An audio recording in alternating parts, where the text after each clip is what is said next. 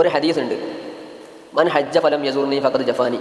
റസൂലുള്ളാഹി സ്വല്ലല്ലാഹു അലൈഹി വസല്ലം തങ്ങൾ പറഞ്ഞു, ഒരാളെ ഹജ്ജ് ചെയ്യുകയും എന്നെ സിയാറത്ത് ചെയ്യാതിരിക്കുകയും ചെയ്താൽ അവൻ എന്നോട് പിണങ്ങിയവനാണ്. എന്ന് പറഞ്ഞാൽ ഒരു വ്യക്തി അദ്ദേഹത്തിൻ്റെ നാട്ടിൽ നിന്ന് മക്കയിലേക്ക് ഹജ്ജ് ചെയ്യാൻ പോയി. അങ്ങനെ ഹജ്ജ് ചെയ്യാൻ പോയിട്ട് ഹജ്ജ് ചെയ്തിട്ട് നേരെ അയാളുടെ നാട്ടിലേക്ക് തന്നെ പോയി. റസൂലുള്ളാഹി സ്വല്ലല്ലാഹു അലൈഹി വസല്ലം തങ്ങളെ സിയാറത്ത് ചെയ്തില്ല.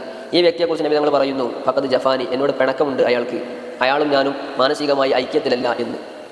അപ്പോൾ ഈ ഹദീസിനെ വിശദീകരിച്ചുകൊണ്ട് മഹാനായ ഇബ്നു ഹജർ അൽ ഹൈതമി റഹ്മത്തുള്ളാഹി അലൈഹി, ഇബ്നു ഹജർ അൽ ഹൈതമി എന്ന് പറഞ്ഞാൽ നമ്മുടെ മഖ്ദൂം തങ്ങളുടെ ഉസ്താദാണ്.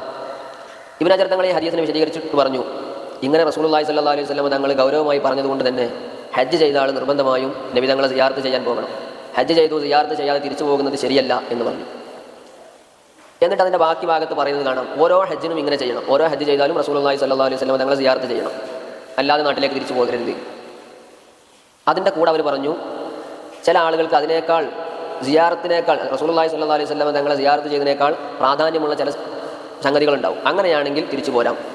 അപ്പോൾ ഇത്തരം ആളുകളെക്കുറിച്ച് റസൂലുള്ളാഹി ഇബ്നു ഹജർ തങ്ങൾ പറയുന്നു, ആദ്യത്തെ ഹജ്ജാണെങ്കിൽ എന്തായാലും റസൂലുള്ളാഹി സ്വല്ലല്ലാഹു അലൈഹി വസല്ലം തങ്ങളെ സിയാറത്ത് ചെയ്യണം. 2, 3, 4, 5 ഒക്കെ ഹജ്ജ് ചെയ്യുമ്പോൾ സിയാറത്തിനേക്കാൾ പ്രാധാന്യമുള്ള സംഗതി ഉണ്ടെങ്കിൽ നാട്ടിലേക്ക് വരാം, സിയാറത്തിന് പോകേണ്ടതില്ല എന്ന്. എന്തായിരിക്കും സിയാറത്തിനേക്കാൾ പ്രാധാന്യമുള്ള ഒരു കാര്യം ഒരു മുഅ്മിനുണ്ടാവുക?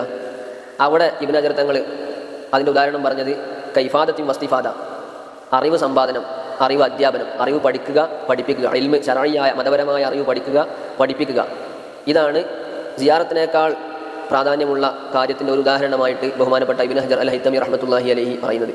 ഇവിടെ നിന്ന് നമുക്ക് മനസ്സിലാക്കാം ശർഈയായ ഇൽമു പഠിക്കുന്നതിന് നമ്മുടെ മതം എത്രത്തോളം പ്രാധാന്യം നൽകിയിട്ടുണ്ട് എന്ന്.